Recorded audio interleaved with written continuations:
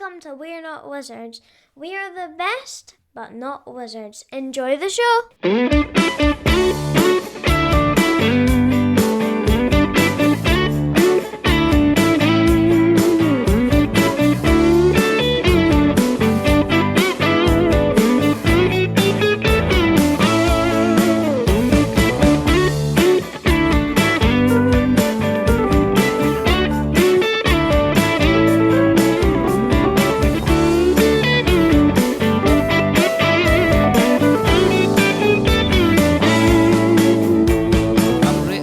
Literally raging with your name. Why? Because you know why. You know what you did. That's the name, right? I can't believe it. Fair enough. Yes. But why would you do that? I just couldn't. It just first thing it came to my mind. For the purposes of the tape, Mr. Luke Pryor has decided to call himself on Squadcast Harry, a real wizard, and he's just doing it. He's getting my back up. I saw you doing it for. It's just you're just like one of these. We're gonna have a blank. We're gonna have a blank. This is where I am so just annoyed. Raging. Right, so we're gonna have a gap for silence and then we're gonna do the intro. Okay. Or you do your thing and put the mic on mute, which didn't have the background noise, and then basically the noise reduction didn't work because it was completely on silent and didn't reduce any noise, so I had to find a different bit to reduce the noise on. And you like to talk, Mr. P, so it's very difficult. I'm trying not to talk, but you keep talking. You just can't make me not respond. Alright, okay. Hello and welcome to another episode of We're Not Wizards. My name's Richard. Sorry. My name's Luke. Was that not prayer time? What? I thought I was having a little. I thought it was a little moment of silence. We're doing our Madonna. Think about my hamster that's gone. Madonna, Ariana Grande kind of thing. Is this what you're talking about? Where we all gather around and grab our hands.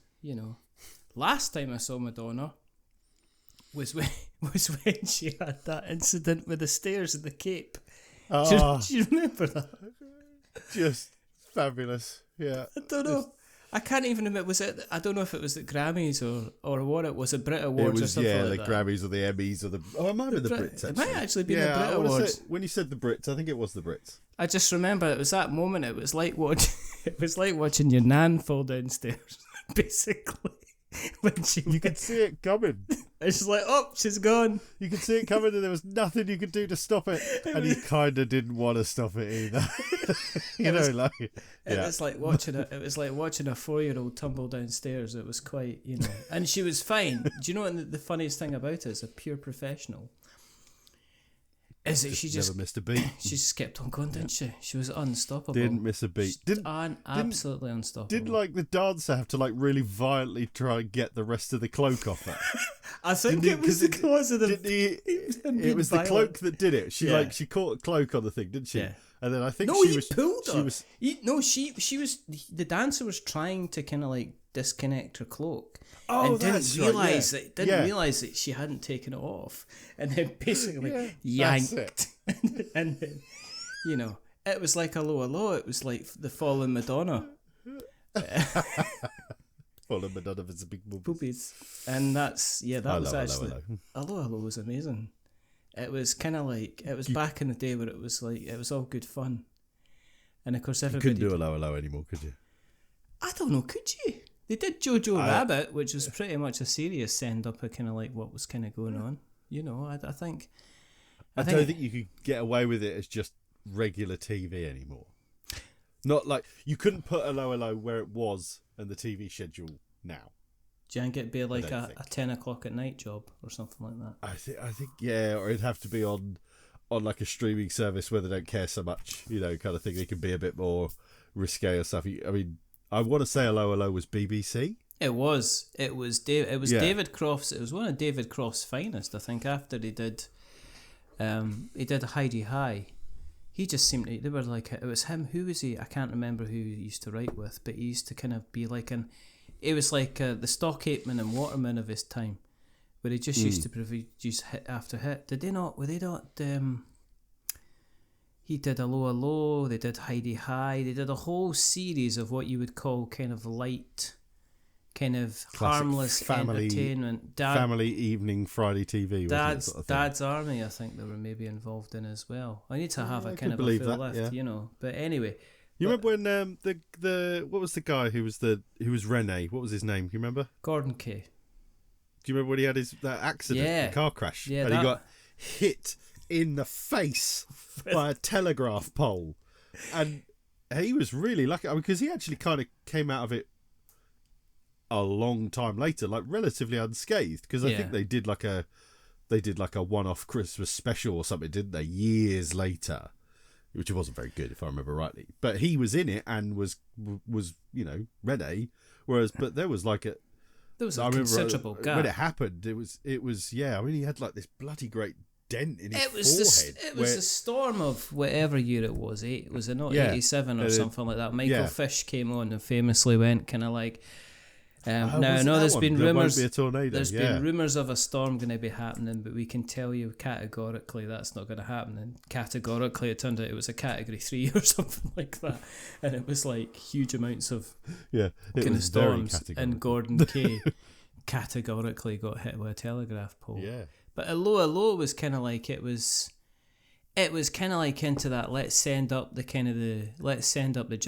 Germans, but then let's send up the French resistance and stuff like that, and then let's have, funnily enough, Rennie being some kind of unlikely kind of sex symbol. He had all these women kind of chasing after him, and they're doing kind of like all the different kind of accents. You know, I like that. You might be able to get away with the Allo Allo because if memory serves me, it's been a long time since I watched Allo Allo. It didn't take the piss out of a set of people. It took the piss out of everybody. Yeah, everybody was up. It just went. Everybody was a stereotype. Everybody was ridiculous. So it didn't sit there and. It didn't belittle one and lord over another kind of thing. Everybody was ridiculous. You sit back and you remember him as like everybody, because it used to go like they did used to kind of do the old. I don't know if they said "Hail Hitler." I can't remember if they did. No, they just went "Hail." The guy who drove the little tank. Yeah, he used to go "Clump," and I think all the rest just went "Hail." Hail, they all went hail. Sure. They didn't actually use the dice. They didn't actually the full thing because I think it was still a bit dubious. But you had the French resistance. I shall say this only once, and it was just it was the whole exactly the same way. But it was the whole thing. You had everybody seemed to be after Rennie, and I couldn't figure out for the life. Well, Rennie, today after the war we will get together, and you know. And it was just good. People would look back and go, it's good wholesome telly, but the second thing they would say is you couldn't make that kind of thing nowadays. But I think you can. It is I, Leclerc. So what are you doing, you stupid man? I was fiddling on my bicycle. Is that Arthur Bostrom who played the idea he was like the English guy who was pretended to be a French policeman. He was an undercover British agent who was being a French policeman doing what he thought was a French accent. I actually thought it was almost a case of having I think it was almost the way they pitched it was actually everybody was speaking their kind of native language. So like Rennie was speaking French. So when Arthur Bostrom came in as this French kind of policeman trying to speak French, he used to come in and obviously mispronounce everything because he wasn't very good as kind of like a spine. Good morning. Good morning. I've noticed that the kit passed all over the limp post.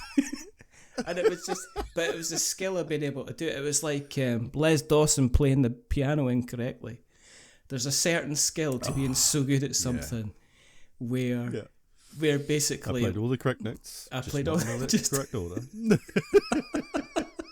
And he just had the skill of being able to kind of like play absolutely recognisable tunes, but then do that thing where he would then play 3 or 4 notes wrong in quick succession to kind of knock you off kind of thing. Oh my goodness. Welcome I to the remember my mum showed me nostalgia. a guy who I can't remember his name, but he was famous for on stage doing that. And he was a real proper pianist, but he had some sort of comedy act as well. And he used to wear the tails, and he'd flick the tails out as he sat down at the piano, and he would do that kind of. Was that the guy that was going to play the William Tell Overture or something like that? And he started playing it, and it went did-a-din, did-a-din, did-a-din, din-din, and he turned it over and realised white hair. He realised he got the music the wrong way around. Yes. Yeah. He turned it upside down. He went yeah, that kind of brilliant. I remember my mum showing me that years and years ago, and it was fantastic. And I was blown away by somebody doing something really skillfully wrong. Yes. It just blew my mind, even when I was that young, as to how talented that was. That's amazing. To be able to do that, that takes like being good at something and then being an absolute master of something to be able to pull that off, kind of thing. I'd like to think that's where we kind of are in terms of our podcasting now, that we have got to the level where we are so good at it, that it's almost at the point is when I make a mistake or when you make a mistake, it is absolutely planned down to the 9th degree. I know we had a couple of script meetings this week, and I'm glad that we ironed out, and I'm glad that you came up with this idea for the 1980s kind of television. It was much. I'm glad we scrapped the triple somersault thing, because I was never going to pull that off. That had a trip to A&E written all over it. I was hopeful. Oh, speaking of trips to A&E, my boy, you've been there. My boy. It's been an eventful fragile weekend. little beggar. Okay, third time. He's not even 11, and it's the third time he's broken a wrist. He's done one of them twice and one of them once. What did he do?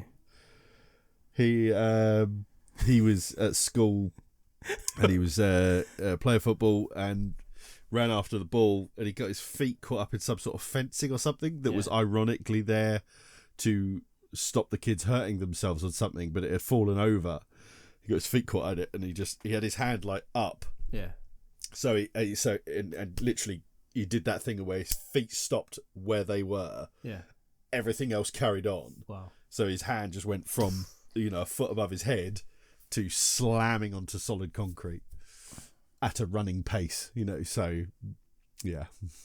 It was fun. But he's been an absolute trooper. Been a little legend, he has. He did pull a cracker though the other day, because he obviously missed a couple of days of school for x-rays and stuff like that, and fracture clinic. And I think it was Saturday morning, I said to him, "Oh, what do you miss most at the moment?" He's got this cast on his left hand. "What do you miss most about you can't do?" And he goes, "Dad, you have no idea how much it hurts when I try and write." He's right-handed. And I was like, "Come on, son. It does not hurt you to write with your right hand when you've got a broken left wrist. That does not hurt. You are just trying to figure out how to not have to write shit at school." Oh, that's amazing. I admire your efforts. That's you could have said play an Xbox or whatever, but no. You went with, maybe this is the chance I can try and get to not have to write anything at school for a few weeks. I reckon there's probably some kind of WhatsApp group amongst his friends where they've been having this discussion about what should I do? How should I try and kind of get out of this kind of thing? And it's gone from the sublime to the ridiculous, to the point where it says, well, you could say you've lost balance you've lost balance now. You've no way you can actually kind of physically sit at a table and write with your other hand. I keep walking towards the left. I just, I can't stop it. I can't walk in a straight line. It's ridiculous. I can't even get into my classroom just now because I'm so off balance. It's like the corridors are too thin. I try to get the bus. Radiators. I know. Is he off to? Is he in high school now, or is he about to venture? No. He's year 5 of primary school. Oh wow. Okay. Because I had a couple of speaking of birthdays, it was my middle boy's 18th. Oof. you know. Oof. Oof, he's off to uni. That's a milestone. He's off to uni. That's as much. I think it's as much a milestone for a mum and dad as it is for the kid themselves. It's as much as like they're 18. They're technically supposed to be, although a lot of 18-year-olds don't prove this to me on a very often. Technically, a full-blown adult. It's kind of scary. And you are the parent of an 18-year-old. That's just as much. That's just such a terrifying. Oh God, you know. But the other thing is he's a really bright boy. He's actually probably the unsung hero of the entire channel because he's the poor bugger that has to sit down with his father when his father's like, right, we're gonna play this absolutely, you know, not written well, rule rubbished kind of prototype that I've been sent through the mail that I can't understand what's going on. Do you want to sit down and play it with me? And it's like, oh, yeah, okay, I'll do that for you, you know. But it's to see him the fact he's gonna do. You always, I think, as a parent, you kind of want to see your kids kind of surpass yourself. Now, my eldest, I'm very proud of them because they're at university in Aberdeen. They're doing psychology, and they've just gone up. They've got up there. They've sorted themselves out. They're living. They're going into the third year. I'm very proud of what they're doing. The middle boy, he's like black belt in karate. He was like deputy kind of captain. You know, I think they don't call it head boy or head girl. It's like kind of head captain or whatever. So he was the deputy. Do you know what I mean? He won like the debating society kind of award. He did, you know. He's done all these things, and now he's going off to potentially go and study law. And I'm just like, you know, you as a parent, you want somebody to kind of like, they want your kids to kind of surpass you. And it's all like, you know, people go, I'm working this hard so you can get a better opportunity than me. And it's like, no, I don't necessarily want you to have a better opportunity than me. I want you to kind of like go surpass kind of where I'm from. So that's why I'm very, very proud of my two eldest too, because they've absolutely kind of stormed it.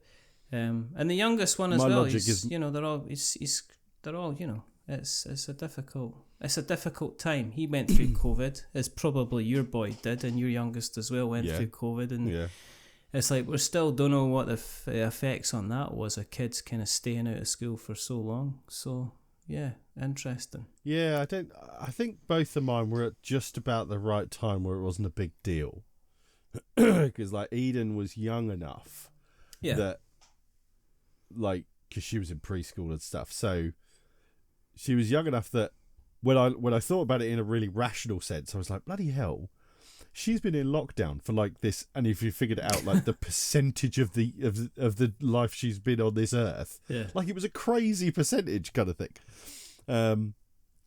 But then, you know, she was about to start reception at school, so it was like all good, you know, kind of. So she missed a few play dates, basically, you know. Yeah.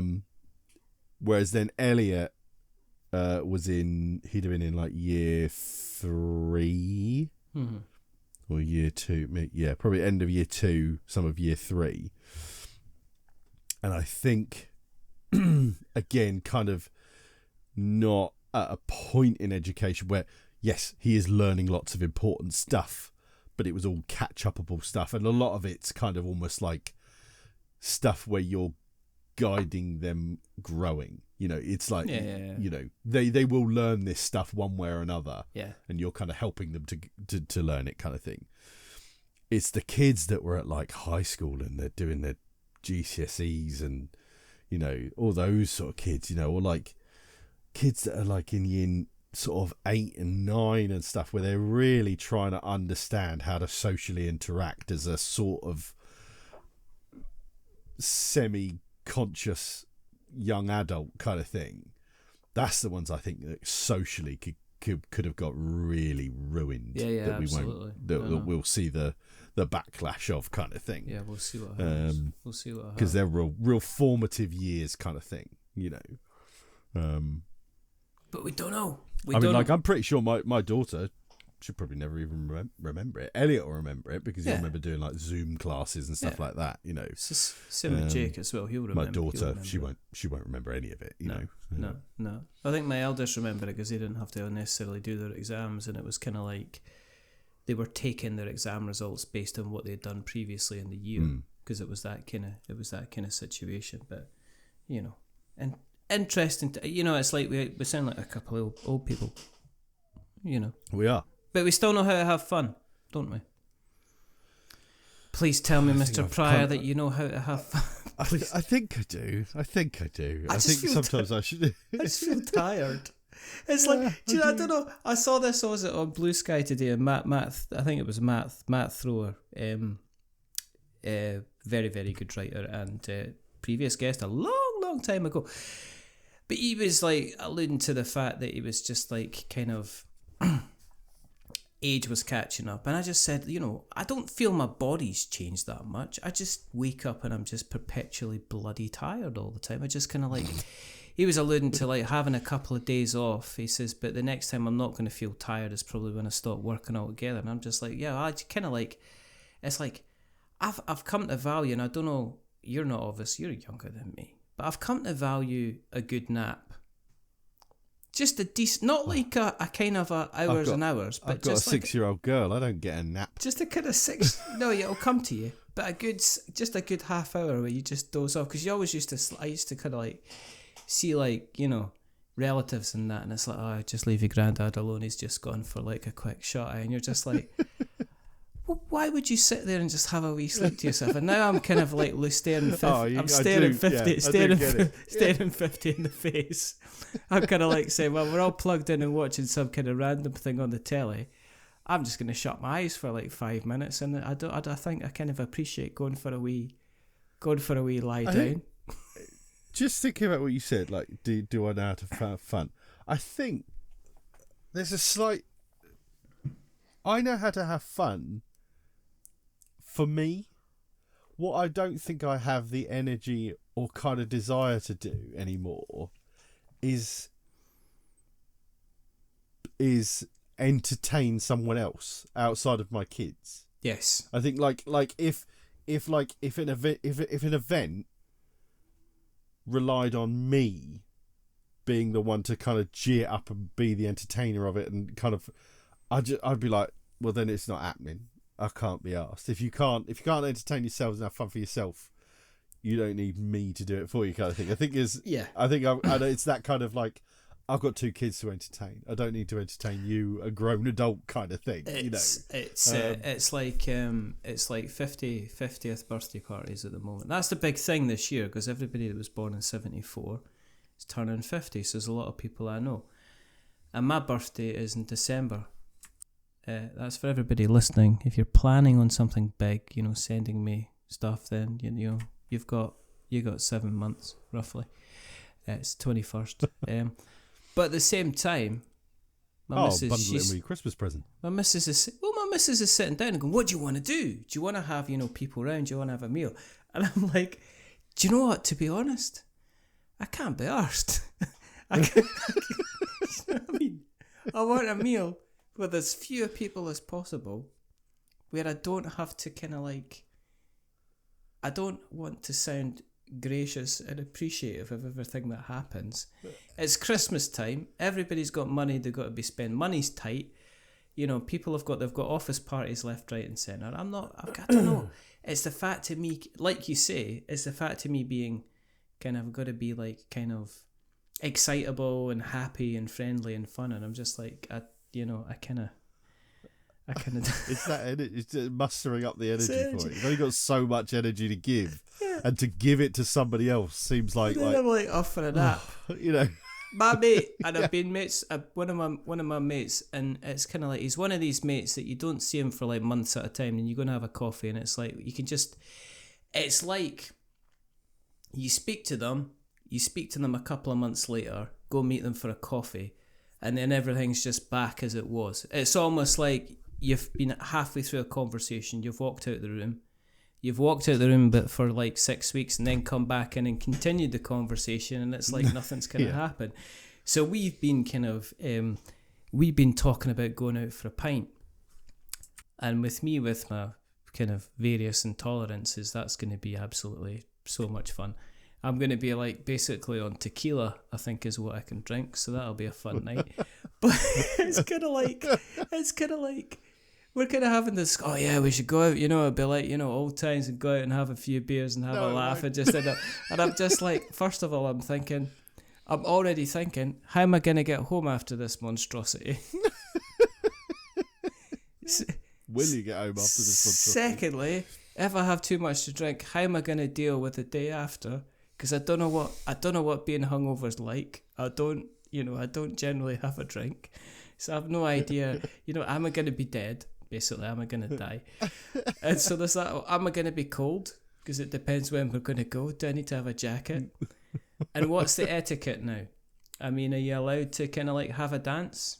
Because I used to go out and we used to like. You go clubbing? Oh yeah. Jesus Christ. Exactly. Exactly. You're gonna if you're starting to feel 50, you're gonna fucking feel 50 by the time you go clubbing, because you'll be there like, who are all these kids? I'm pretty sure the bouncer will come up to me and be like, so who you here to pick up then? Is it your son or your daughter? Yeah, let me see your bus pass. Come on. Exactly. It's Jurassic Park's Wednesday night, mate. That's true. There used to be a club in Edinburgh. I can't remember what it was called, but they used to have a famous night where Wednesday night was called Jurassic Park, because it was when you just used to go along as like a 20-year-old guy, kind of like looking swish and stuff like that. But it was when it was kind of known for when the older women, and when I mean older women, the dinosaurs, basically Jesus Christ, the 30-year-olds, right? And you could go in and you could never. I know exactly, and you would never ever want for a drink. You know what I mean? We used to joke about it. It was called Jurassic Park because it was scary. It was absolutely scary. You've never, because like when you're young. Jurassic Park, I can't get over that. That's genius, but also horrible.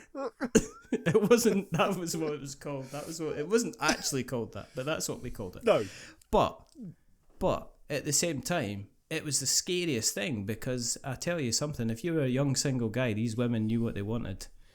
And, I would tear you to pieces. Oh, absolutely. I mean, I must have lost about 2.5 friends. One of them is like, oh, she's got his arm off. That was it. It was a different time. It was a gentler time. Anyway, speaking of animals ripping people's arms off, how are you getting on with Oathsworn? Good, very good. Yeah, really good. Yeah, we started the second half basically on Friday. Right. So we've done the story bit of Encounter 12, and then we shall be doing the action bit of Encounter 12 on Wednesday, all being well. And yeah, we're loving it. We were saying the other night, that we were playing a kind of similar-esque campaign game before, and just every time we were just like, oh, I don't know, it's good, but it's a bit too hard, and it's blah blah blah. I'm not gonna say what it was, but we're just not with this at all. With Oathsworn, exactly the opposite. We really look forward to it. We don't feel like we're slogging through it or anything like that. We're just really enjoying all of it. It's great. Is it particularly difficult to kind of play? Because one of the things about the campaign is, because it is a proper campaign game, is there as much upkeep as I've heard about things like Frosthaven and stuff like that, or is the story kind of upkeep? I don't think there's any upkeep. What would you class as upkeep in something like that? When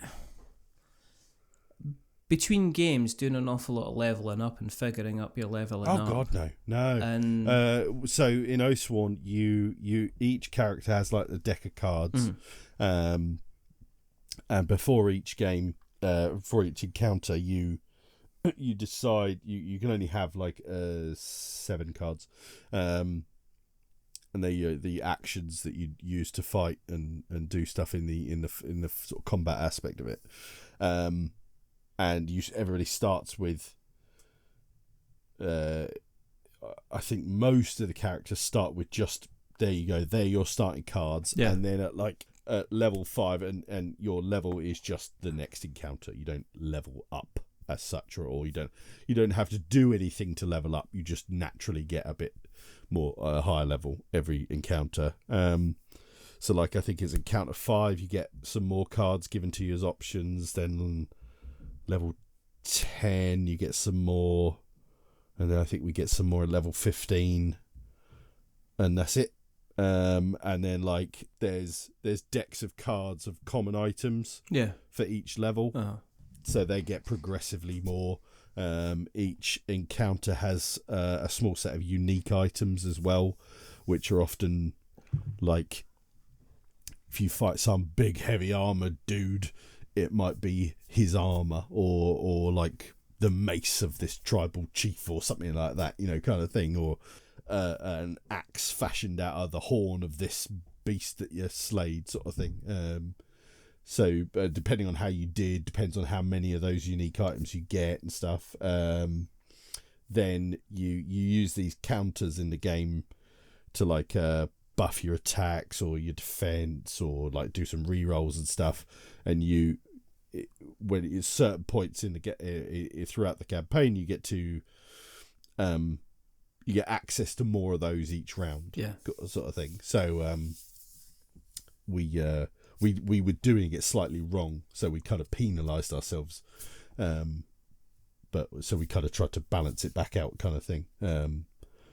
But there's not like stuff where you're kind of like, you've got to do an entire section where it's kind of like stories and then progressing that and then adding stickers here. Well, so each section, each chapter, is a story and then an encounter. So we do 1 week we do the story, next week we do the encounter. Right. Okay.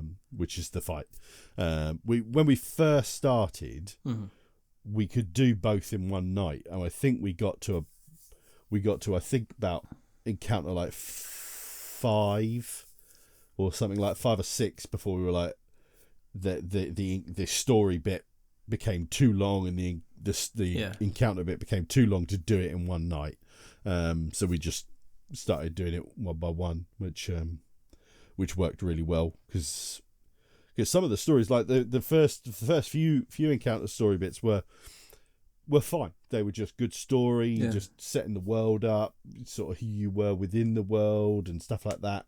And you made some interesting choices. Felt like a really kind of solidly put together but simple choose your own adventure kind of style of bit of game. Yeah. But then there's been some in the last sort of 12 encounters that really did some stuff that we were just not expecting at all. Kind of puzzly, and you did some really cool stuff within it. So it felt like you've had a proper game night kind of thing. Even just doing the story bit, and then the encounters, they're great as well, because I mean, like, each thing we fought, some of them have been biblically hard to the point where it was a bit ridiculous. There's been like 2 that were either we missed something, but I've even looked online and lots of people had the same thing, were just like, there was something wrong with the balancing in this one, the maths didn't work out, kind of thing. But we still had fun, still did it. But they're all really different, really tactical. See, in that situation, are you tempted to ever house roll something just to keep the fun kind of going? Because I've played games where it's like, and I'll bring one up. The original Dark Souls board game, which is like, it's quite literally, people have like, I mean, I know that they've released a new version, which is the Ring City, and apparently it's come out with new rules, which is wonderful. But when I played the original Dark Souls, I kind of enjoyed it, provided that you had to house roll certain things, because everything in it was kind of fairly random. And the issue that I had with the combat was that you had to play it like Dark Souls. You had to pretty much run all the way through the minions before you could get to the big bad again, kind of thing.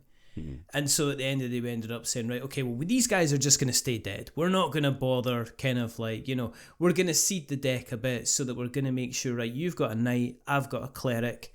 let's make sure that the first 4 or 5 equipment cards are actually equipment that we're going to be able to use, because otherwise we're going to get to that kind of big bad.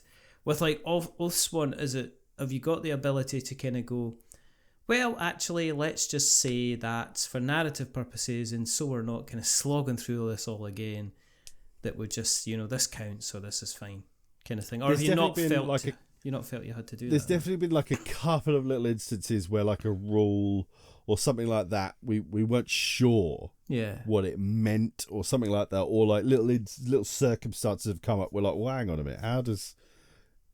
And what we usually try and do is just go, there we go, that's an answer to it. Yeah. Move on, carry on, forgotten about it 2 minutes later. Or, well, if we read the rule as it's written, then that seems either ridiculously difficult and massively punishing and also not thematic. Whereas if you read it like this, which I'm not sure is how you're supposed to read it, but you could read it like this, that actually seems to make more sense. So we'll do that. And so we just very quickly just go, yeah, we'll do that. We just make a decision and move on, because we're just trying to have fun. Yeah. We don't, if we've broken a rule here or there, who gives a shit? Exactly. It's like, I had a similar thing with my son. I've been playing Jedi Survivor, because it came up on Game Pass, and he was playing a game, and I forget what it was, but he said about the whole kind of like, the challenge or whatever, and I said, when I picked the difficulty when I was playing Jedi Survivor, and it was at the normal difficulty level, and I put it down one, because the previous, this is the sequel. The first game, there were some bits where it was just so annoyingly difficult. Yeah. It was just like, for God's sake kind of thing. So this one, I just put it down a level, and I just said, like, I just want to have fun. I just want to be a dude jumping about, swinging a lightsaber. Yeah. If I beat it on the higher difficulty level, I get no satisfaction out of that whatsoever. But I know it's going to have a really cool story and really loads of cool cinematic stuff in it, and that's what I want to enjoy. My difficulty level makes... No, I don't want it to be just walk through it, but I don't also want to have to redo a bit 3 times because I'm a 42-year-old man who's not quite as sharp as he used to be. I rent games, so I rent games for the PlayStation, and the number of games. I didn't even know you could still do that. Yeah, a place called Boomerang Rentals. That's boomerangrentals.co.uk. What a clever name.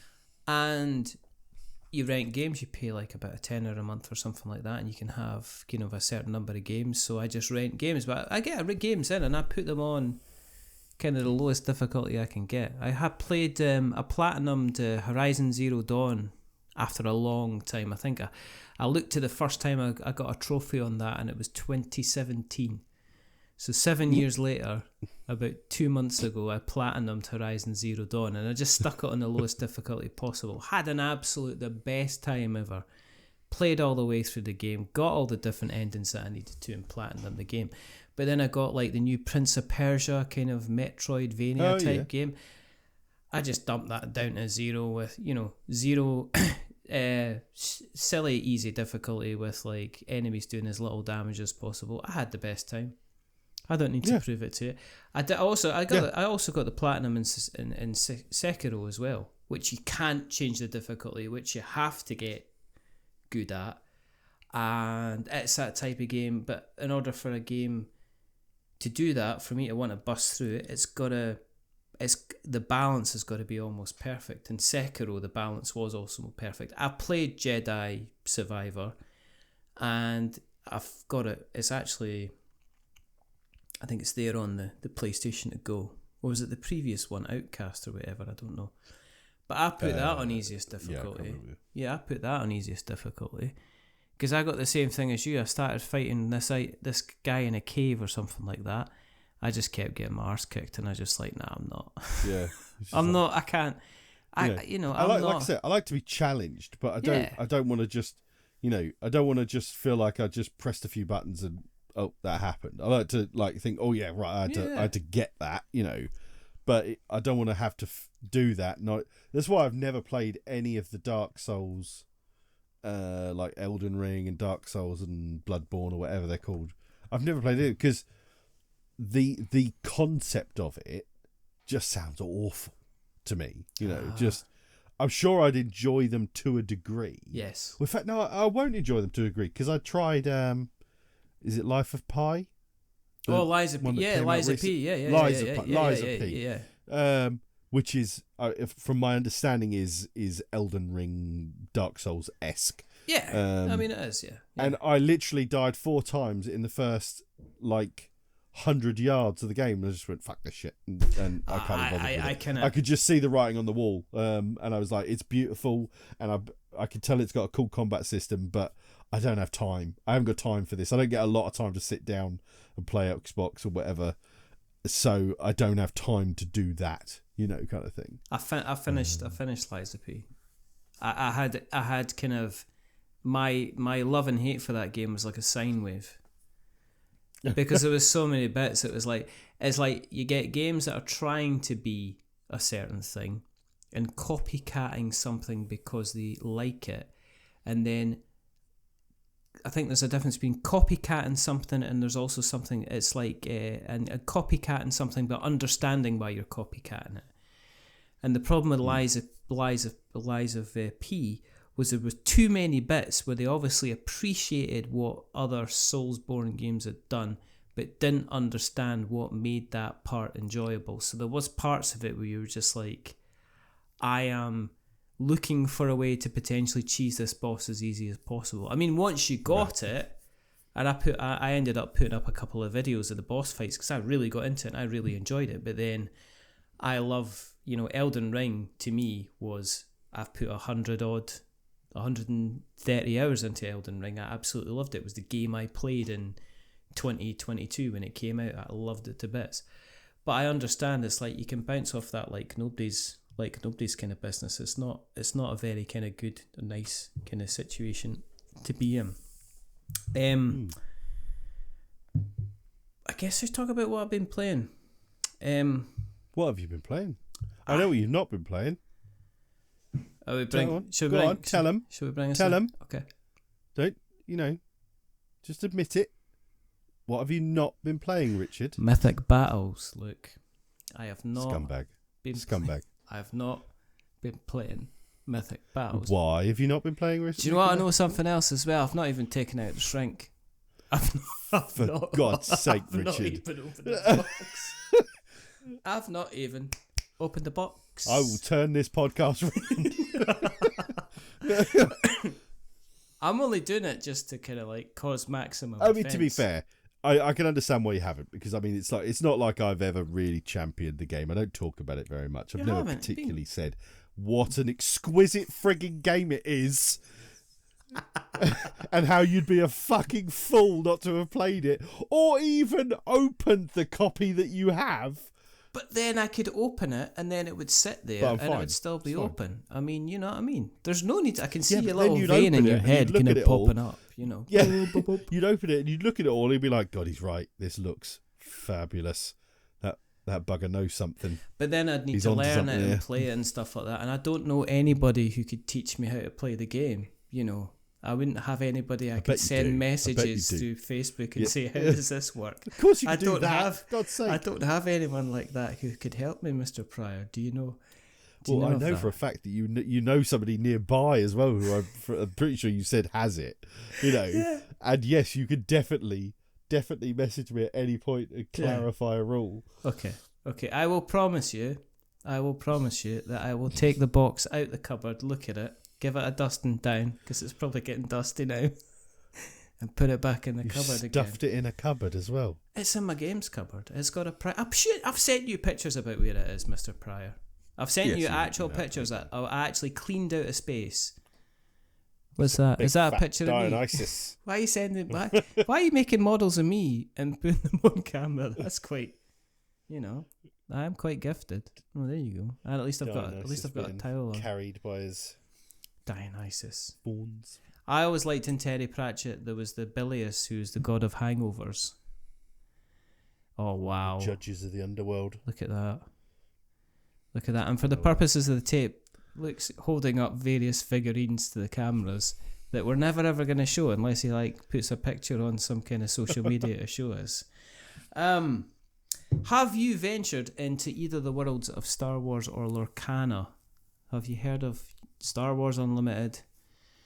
Have you tried it? Slightly ventured into. I haven't tried Star Wars Unlimited, which is kind of silly because as you know, I'm a huge big die-hard Star Wars fan.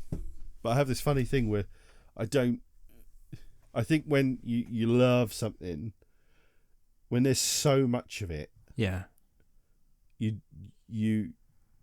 can't have all of it. Yes. And I think for some reason, I think also, to be fair, I just never really saw Star Wars Unlimited to pick it up and just go, fuck it, yeah, all right, I'll get the starter set. I'll get the 2-player starter set. I think other than when I was at Aircon, I think I saw it there. So I could have picked it up there. But, I literally only walked through the vendor's hall once as I was leaving, just had a very quick cursory look. Because you're having so much fun. But I've got some Lorcana. Me and Elliot have played some Lorcana. We haven't played very much of it. Right. But, I've still picked up a whole load of it as well. Yeah, I think you're just like me. Is this in Tesco's?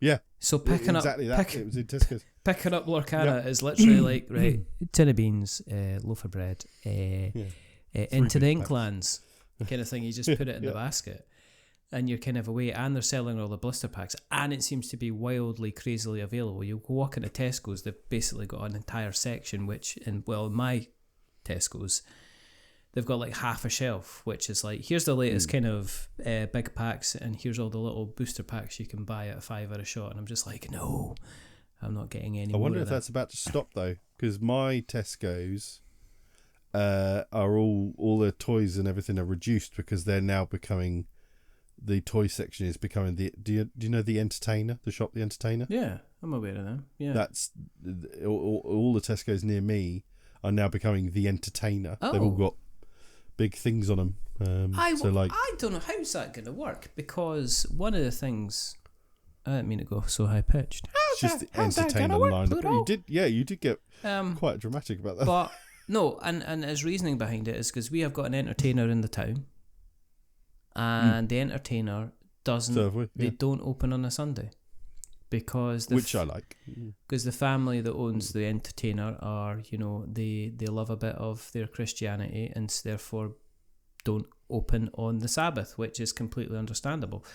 But if they are then going to be supplying Tesco's, I wonder how that is, if they're just going to be supplying the toys and games, or if I think it's just it's they're just their suppliers line then. of they're just that's it. Okay. That's all it is. Okay. But my Entertainer doesn't have Lorcana in it. I wonder maybe if they've not got they do. But what do you think of Lorcana? I really enjoyed it. We like I said, we only really played the very first couple of starter decks and stuff. We've got a whole load of boosters and stuff to build decks and stuff. But I like what it was trying to do. I think it's a nice simple system.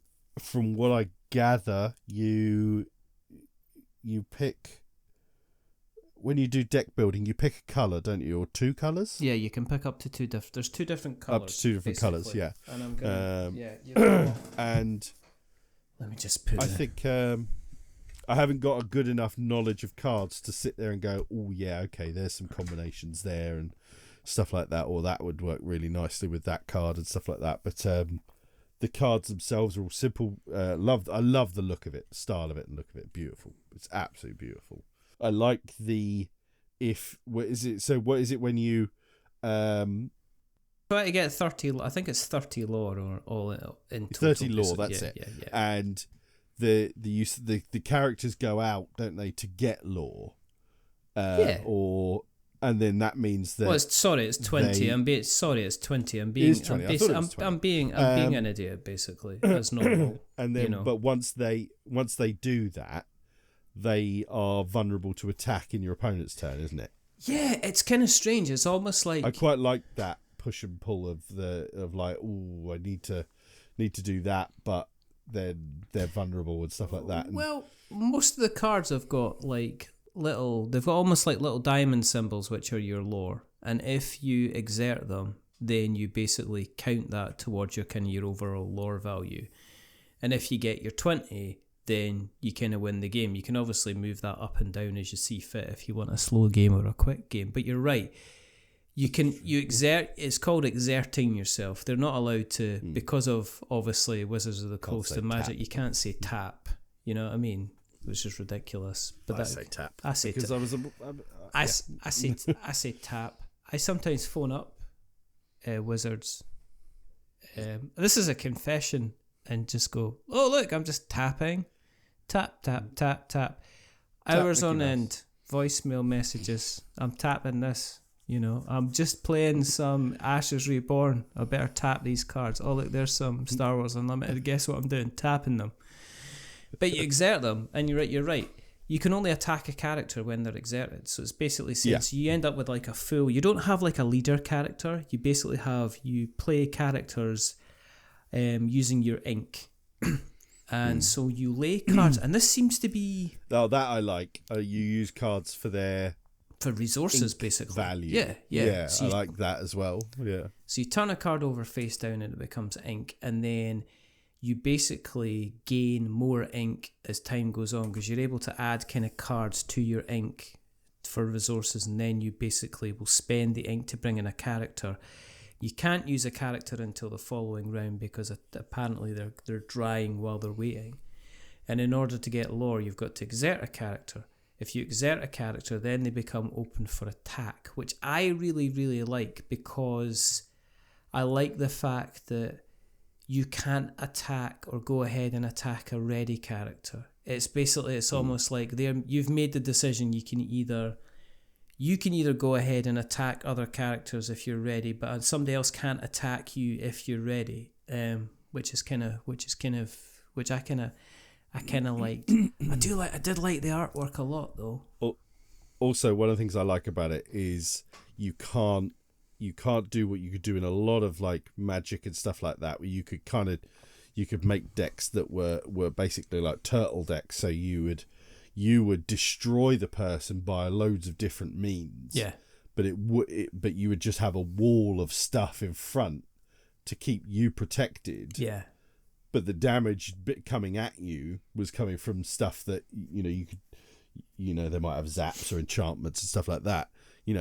So it was like you're getting damaged, but you keep coming up against a brick wall trying to do the damage. Whereas in Lorcana, for them to do the damage to you, which is basically them getting lore, it's them getting lore is the same as you having a life total. It's they've just done it in a slightly nicer way. They've made it sound less aggressive, basically. But yeah, so if you want to go out and win, you have to put your stuff in vulnerable places. Yes. You can't just hide behind it and still win. And you can't be overly aggressive. If you just keep everybody ready, you can continually attack people. I think the idea is that it's easy. It gets to the point where it's pretty easy to have a line of characters.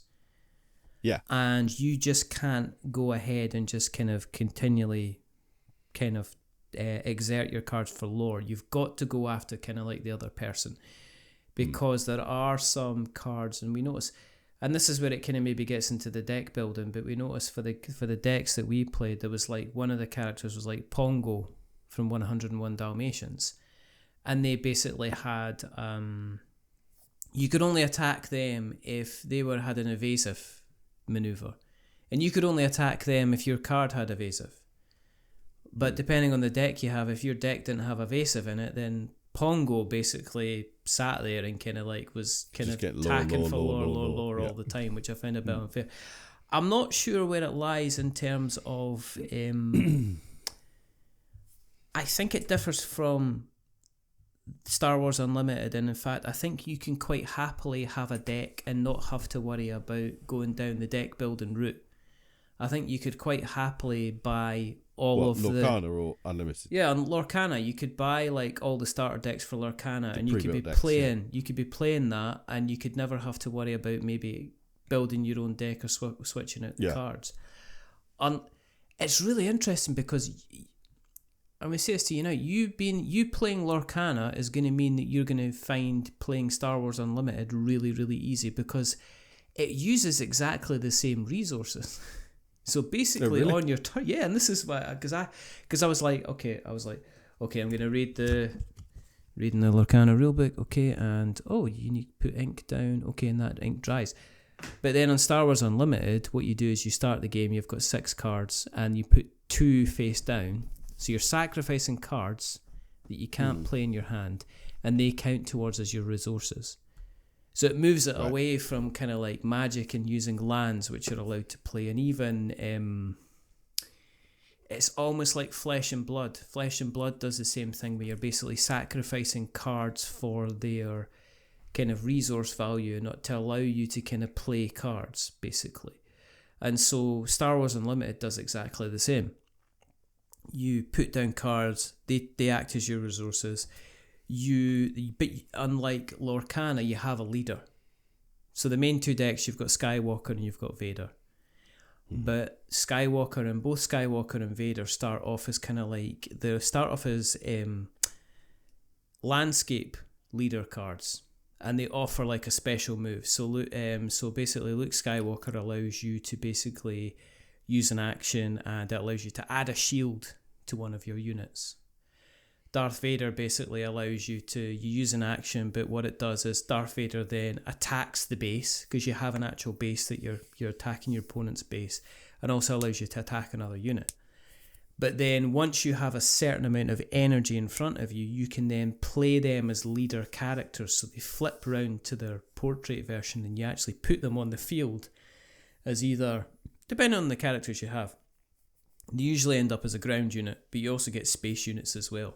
So you're fielding kind of like space units. So if you're Luke Skywalker, you're fielding like X-Wings and Y-Wings. And, if you get lucky, I've got the Millennium Falcon, which is like a leader, which is a legendary card, which is worth silly amounts of money. Then you move Luke Skywalker from being kind of like your leader landscape to your leader portrait, where they're able to have like attack points and defense points. So it's quite similar in terms of the energy and stuff like that, how it works as Lorcana. It is 100 times more aggressive though.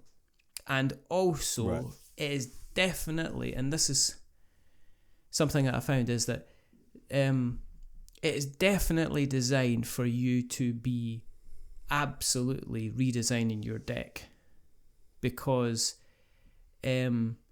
it's, do you know how you play a game and you don't feel it's 100% kind of balanced? And I'm not 100% convinced that the core decks for both Luke Skywalker and Darth Vader are... Well, I remember you saying Darth Vader came with the Emperor. Yes. Darth Vader's ridiculously powerful, the Emperor's ridiculously powerful, and Luke's powerful, but Leia's like Bobbins. Not particularly powerful. Leia's got like, she's got like an attack of 2 and a defense of 2, and you're just like, this isn't too great. But you feel encouraged to kind of like, it definitely feels like it feels more like a pay to win kind of game. Whereas if you're going into a competition with us, you're going to have certain cards, which obviously drives up the market value. Interestingly enough, based on the launch between the two of them, while Lorcana is available everywhere, it appears that Star Wars Unlimited, it's like hen's teeth. It's really, really difficult to kind of get hold of now. Yeah. It's almost impossible to kind of get boosters. I think between the two of them, if you're wanting to have like a casual approach to kind of card games, I think Lorcana, wonderful, fine. You could buy 2 or 3 starter decks and have the best time. I think it's like there's been 3 starter decks for each set now. They're on the 3rd set, right? Yeah, something like that. So there's been 3 starter decks, and that's the approach. If you want it to be an accessible card game, you have a really good booster, run, and solid starter decks, so that it ticks the boxes for everyone. If you want to build custom decks, have at it. There's a whole shitload of boosters and a nice catalogue of cards for this set. If you don't want to do all that, here's 3 cool little starter decks that will sort you out, and they all work a little bit different, and you'll play it. You'll have fun. You'll have absolute fun. Whereas unlimited, I think you'll end up spending a fortune trying to get a deck where you feel confidence. This is what I'm talking about. It's the confidence for you to be able to come back from what you feel is insurmountable odds. And I felt like in Lorcana, you could come back kind of whatever the weather, that you always had an ability to create lore. You always had an ability if you wanted to attack. If somebody else was creating lore, then you could go ahead and attack and remove them. There was one situation where I was playing. I was very proud I managed to get my youngest to play kind of Star Wars Unlimited. But I managed within the case space of like 2 turns to field. Well, it wasn't 2 because it was Luke Skywalker fielded. So it was maybe around 6. And Luke kind of came out. But I managed to put a shield on him. I managed to get his lightsaber on him. I managed to basically have him kind of going full fettle. And he was attacking for 9 and defending for 10. Now, the base that you're going up against has like a base value of about like 30. So it was like, there was absolutely nothing. There was very little anybody could, that Jake could do. To the point he was like, well, why should I play? Because and he had an AT-AT, he had Darth Vader, and Darth Vader had his lightsaber. But I was able to kind of like say, well, that's fine. If I attack Darth Vader, I've got a shield. So normally you exchange kind of attacks. But if you've got a shield on, then any damage that you do back to me just doesn't count. It gets kind of wiped out. Wow. So you could go in and attack. And I just took out Vader and he's like, this game's shit. And he walked away and I was like, yeah, okay. He's 11. I don't know if I can accept that language, but it's kind of fine. So it's different levels, isn't it? I mean, there's TeeCeeGees different levels. Lorcana is obviously, it's in Tesco's. Unlimited is, my mate was playing it at Mox in the Hole. He went and played it. Yeah. They're going to end up being show sponsors at this rate. I'm going to every single time we mentioned last time as well. But there we go. He was actually playing at Mox in the Hole. Yeah, he was playing in a tournament at Mox in the Hole. It's really funny. I've met I'm not going to say his name yet, but when I was at Tabletop Scotland, I was demoing for Hachette, having the best time. And he came up to me and says, "Oh, how you doing?" and stuff like that. And me got my demoing hat on. I'm like, yeah, I'm just going to be friendly. Yeah, fine. And then I'm walking the dog on Monday, and he's only standing outside his house, which is 3 doors up from me.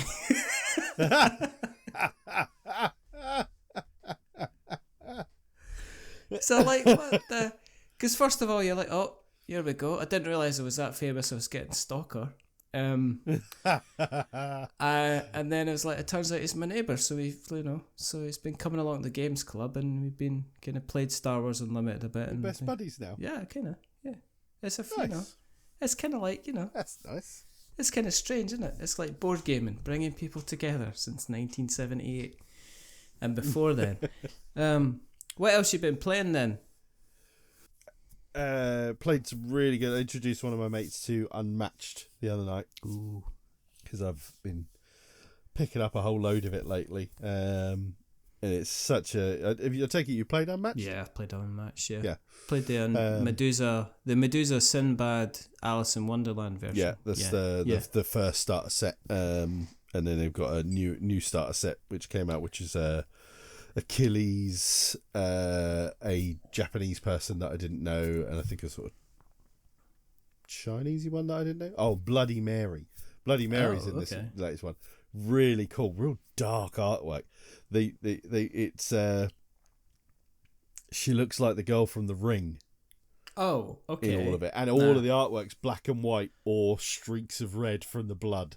No, I don't want that. Her deck's really cool because it's all about 3. So all about like if you're taking 3 actions, because obviously you stand in front of a mirror, you say Bloody Mary 3 times, turn around 3 times, or whatever it is. So her deck's really clever. It's all about like if this is your 3rd action, or 3 3 3 3 3 3. And she was really, really powerful, and so yeah, I think UnMatched is so brilliant. It like all of the. I don't think I've played a character I don't like. See, that is unusual. Yeah, I mean, I've got certainly ones that I prefer, and I like them more. But and it's a good game because it's one of those ones where, like, it's not balanced. It can't be balanced because they all work so differently, and by their very nature, some of them are unmatched. Whereas you can get some where it's a cracking fight. You know, they really kind of play off against each other, and like their strength is the other's weakness, and vice versa, kind of thing. But the game plays so kind of quick that you can have a fight and you just go, you know, so and so does not do well against Dracula or whatever. You know, you had me over a barrel from start to finish. But it took 15 minutes, 20 minutes. All right, pick a new character. Let's go again. You know, kind of thing. Yeah, I like that. And that's great. You know. Yeah, I like that. I like that. I got and we did have Bigfoot versus three raptors from Jurassic Park at one point, which was a showdown of the ages. That's the movie we've all been waiting for. And yeah, it's just great. And it's, I mean, like he first game, I just said, I basically handed him, I think, the first starter set, and I said, just pick one from there. Yeah. Because it's the first starter set. They all work, you know, they're not like crazy weird or anything like that. They work, you know, solid. You can't go too far wrong. And he was, I don't remember who he was, the first one. Oh, he was King Arthur, and I chose Achilles, and I thought that would be, you know, it would just be a good straight up fight. Both. And he kicked my ass. Which probably in the first game, and he was just like, probably, yeah, cool. I honest. get how it works. Yeah, it was. Yeah. And then we probably played 6 games, you know, of it, and just kept picking new characters and. See, I like that. I like. There's something to be said for kind of like rattling through a game and then sitting down after it, and like 15, 20 minutes, half an hour's passed, and you're just able to go again and pick a new character. It kind of reminds me, the Unmatched series. It reminds me a lot of the Funkoverse stuff, which very much so kind of had its day for a little while and then kind of disappeared. Now you can kind of pick up in kind of like Home Bargains and B&M. You occasionally find one kind of sitting there for like a $5, and I've always been tempted to kind of go back in.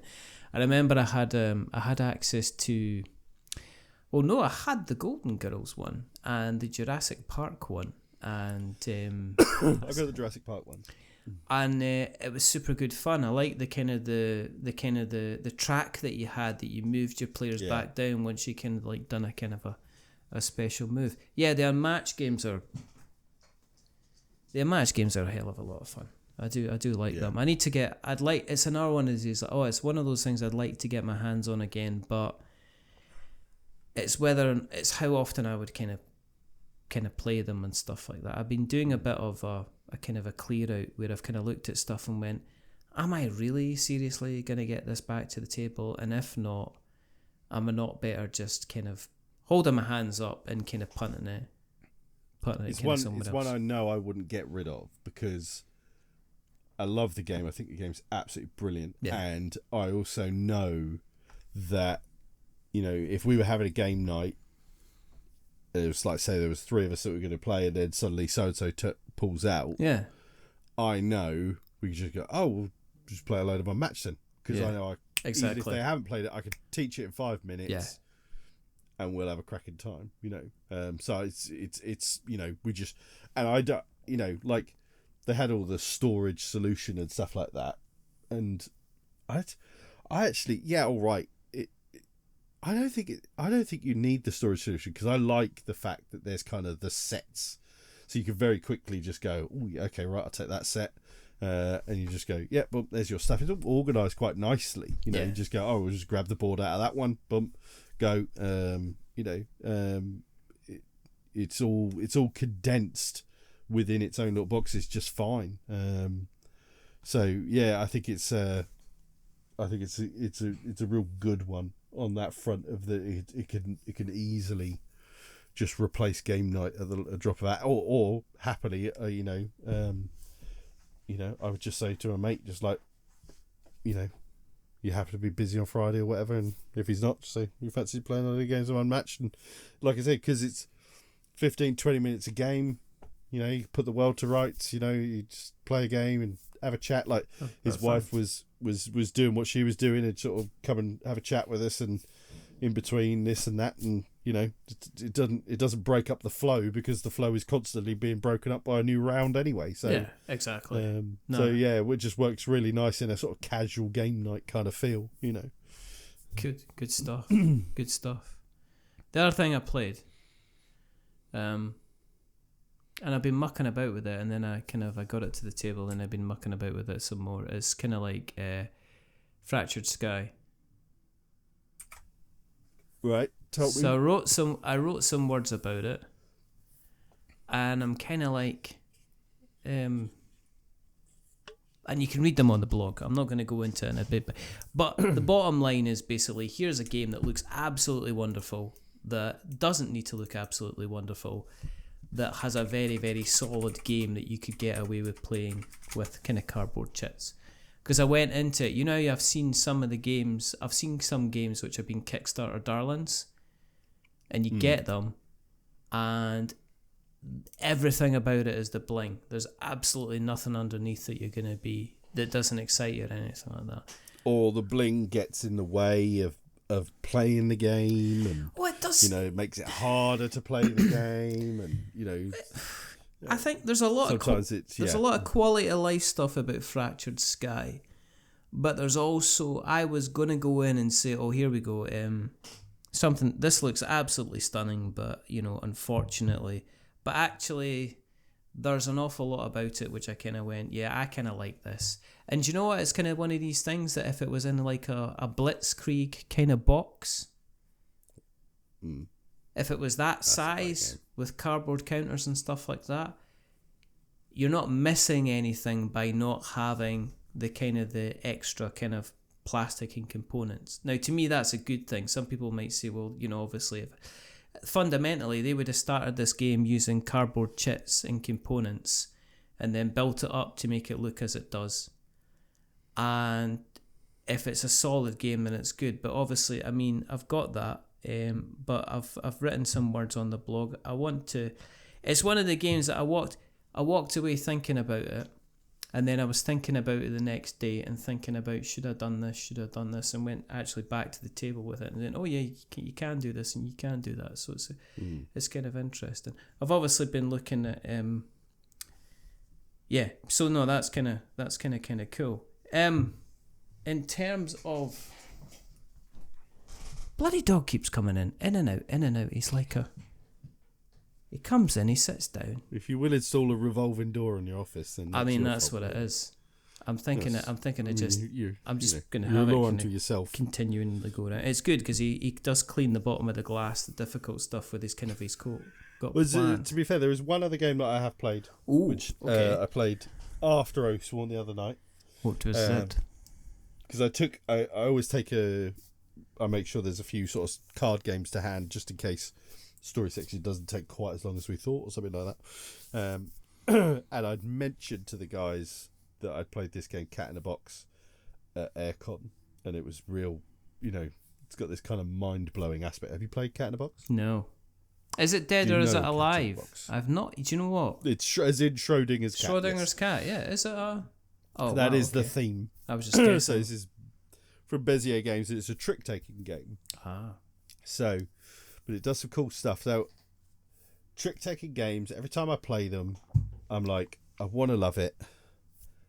I love the idea of trick-taking games, but I suck at them, but it doesn't stop me enjoying them, But I know I haven't. I'm not one of these people who grew up playing like trick-taking games with your gran kind of thing and stuff like that, which a lot of people did with these style of games. We did play some card games, but not that I particularly remember what they were. So yeah, the whole the tactics and strategies of trick-taking games aren't like ingrained in my head. But I played Cat in a Box at Aircon, and so most trick-taking games, in fact all I think, you often have like 4 suits, and one of those is the trump suit. So to win a trick, you play a card down, and you start off the suit, and somebody has to lay a card higher than it, or a trump card, to win that trick. In Cat in a Box, it's one of the trick-taking games where you say at the beginning of the round how many tricks you think you're going to win, and you get a bonus for that. And what happens is, so the cards in your hand are just 1 to 9. No colour on them, no suit on them. And you have a grid in front of you that has 1 to 9 in a row of green, yellow, blue, and red. Red being the trump suit. So when you lay a card, so you will say you have a bunch of little acrylic tokens, and then you have a little board in front of you that says 1, 2, or 3, and it has a little thing for each colour and a token on those over a cross on those colours. And beginning of the round, you'll say you're going to win 1, 2, or 3 tricks. Your opponents will do the same thing, and then one of you starts. So you lay down a card that is black, but has a number on it, and you take one of your tokens, and on the grid you assign the number that it is and what colour you're saying the suit is. Then nobody can ever play that card again. So if you sit there and say you start with a yellow, you say, right, this is a yellow 3, you put your thing out in a yellow 3, nobody can ever play a yellow 3 again. So then everybody else will go around playing their card and putting their tokens on this grid. And then at any point that you can't play a card because the grid is filling up, you have what's called a paradox. So, and that ends the round. And the person who caused the paradox, they will lose points equal to the amount of tricks that they had won. And then everybody else, you'll win. You'll get a point for every trick that you won, but you'll also get, if you guessed correctly as to how many tricks you were going to win, you get points equal to the largest contiguous section of your tokens on this board. So you've got this like area control kind of thing going on. Oh, and it's brilliant, and it's such a cracking game, and it blew my mind when I first played it. And then I happened to see a copy come up for sale on one of the Facebook groups, and I thought, yeah, I'm definitely going to get that, because it's quite annoyingly expensive for what is essentially a small trick-taking game, but it's a very nicely produced. You've got like the board is all the boards are dual layered. You've got all these little acrylic tokens, and you've got a nice deck of cards. So it's still in only a little box, but it's like, I think it retails at best part £30. And for a little trick-taking game, that's Stella Artois. You can see where the money is. That's the trouble. You can see where the money is. Yeah, but it's still a little trick-taking game. So it's like, it's hard to justify that. I mean, I paid £20 for it second hand, and I was like, that's as much bargain. as I can do. Yeah, and in that sense, it's a bargain. And like I say, trick-taking games, they're a game I want to love, but there's very few that I go, that's the one for me kind of thing. And all of my mates absolutely loved it, like really, truly loved it. It's such a bloody hard game to teach when you're first starting off. Can imagine. But it's brilliant. It's so brilliant. Like, absolutely. Have you played Brian Boru from Osprey? I have played Brian Boru. Yes, yeah. See, that's a nice little kind very clever. I loved the trick-taking aspect of that. Yeah, that was a nice little trick-taking game where you didn't feel you were kind of like in your face kind of trick-taking. It was almost in some cases you were. That was so passively though. Not doing it. It's like, I think if you really understood trick-taking games, you had a distinct advantage in Brian Boru. But it did a good job of, I think, realising that not everybody was going to have a bloody clue how to do trick-taking games. So you didn't feel like... And at that point, I had played very few trick-taking games. In fact, maybe one or two when I played Brian Boru. I played that with the Game Pit podcast gentleman, in fact, at one of the aircons. Is that Sean at the Game Pit podcast? Sean and Ronan of the Game Pit podcast. Okay. They're saying. Okay. But yeah, it really, really good. You'll be saying you'd played games with Dan from the Sporadically Bored podcast next. That's what you'll be saying. I mean, more times. In fact, it was him that taught me Cat in a Box. Oh, for goodness sake. You know what would have happened if he'd seen that at 30 quid? He went, I'm not paying those prices. Well, this is the thing. I'm pretty sure it was his copy we played. So he did play. So he's living a lie. He did actually pay those prices. Oh, I'm pretty sure I've been ripped off for my 20 quid, but I'm pretty sure after Aircon I looked for a copy of Cat in a Box and I was like, bloody hell, that's a bit much. I don't think I fancy paying those prices. And I'm pretty sure it was reasonably expensive. So the problem is if you search on various places, it just says, do you mean cat litter box? I just use board game prices. Yeah, see, the cheapest one on board game prices is $27.24. It's like 35 and that's quid. Discounted for a tenner. Exactly. No, so you see what I mean? That's why when I first played it, I was just like, that's fine. I've seen the deluxe. The deluxe edition is like about 35 quid. So but that's the thing. I haven't seen a version that's not the deluxe version.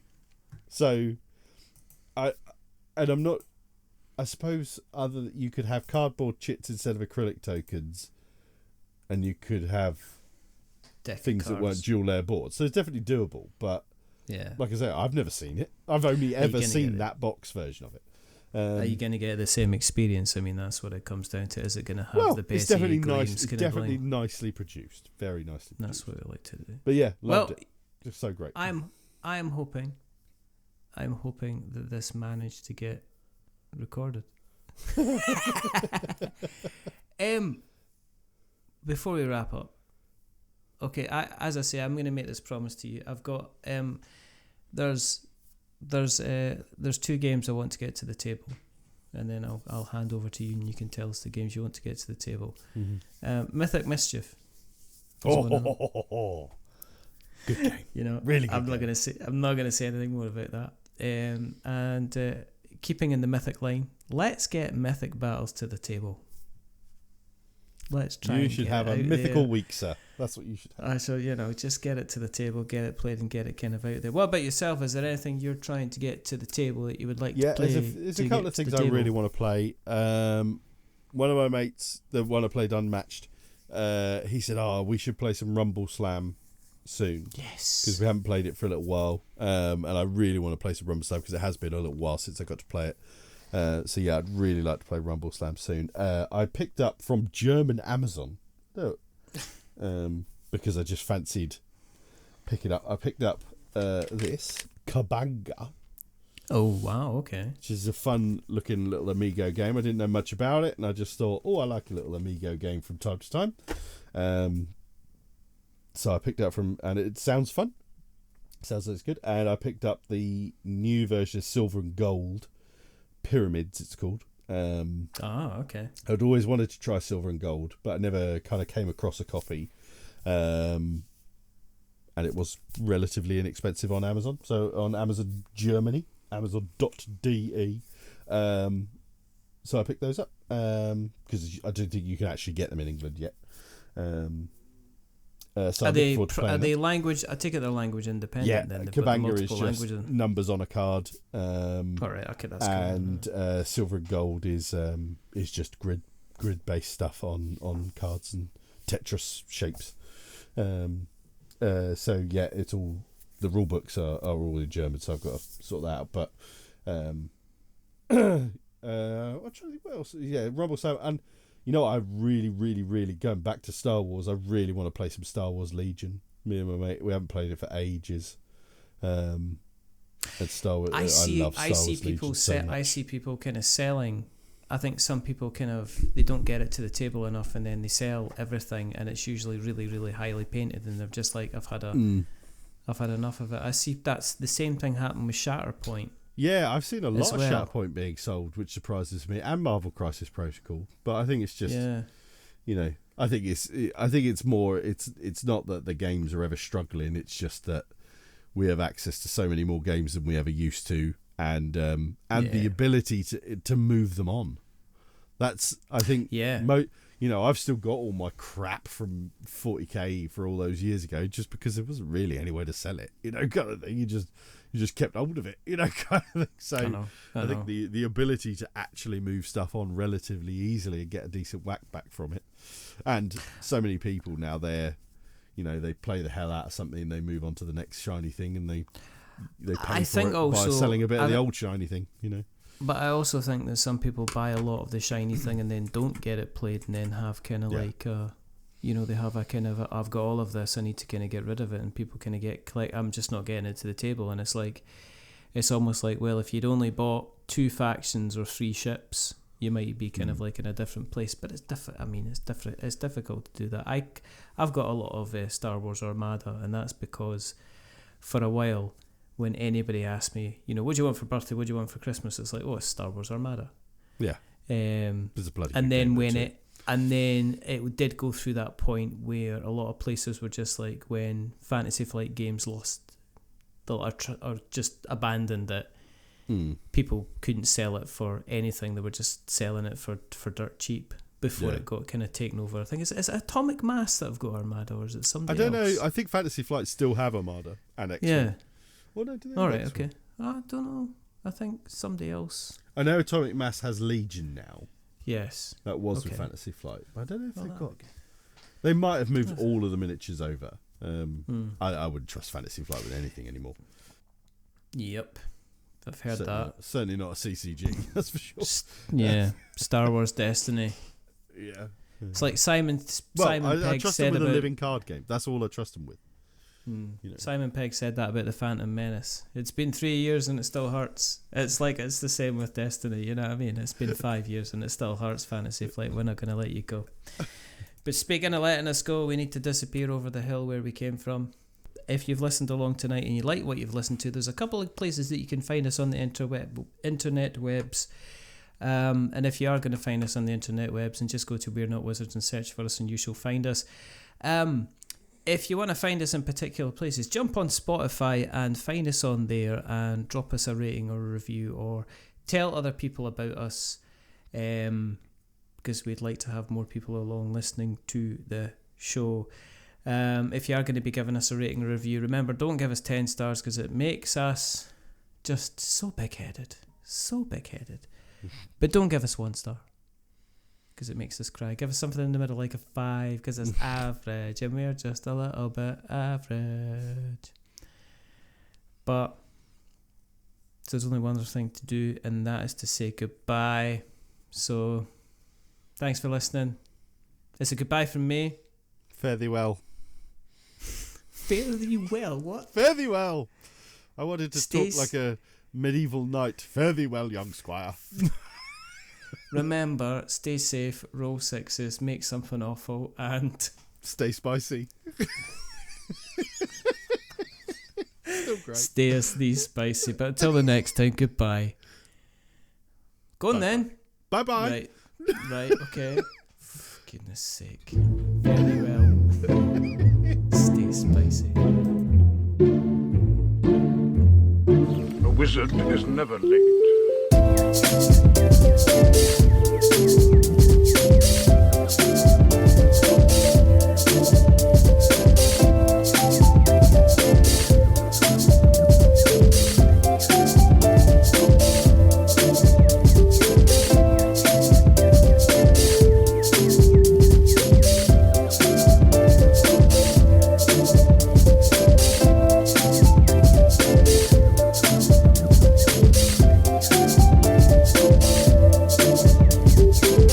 Nor is he early.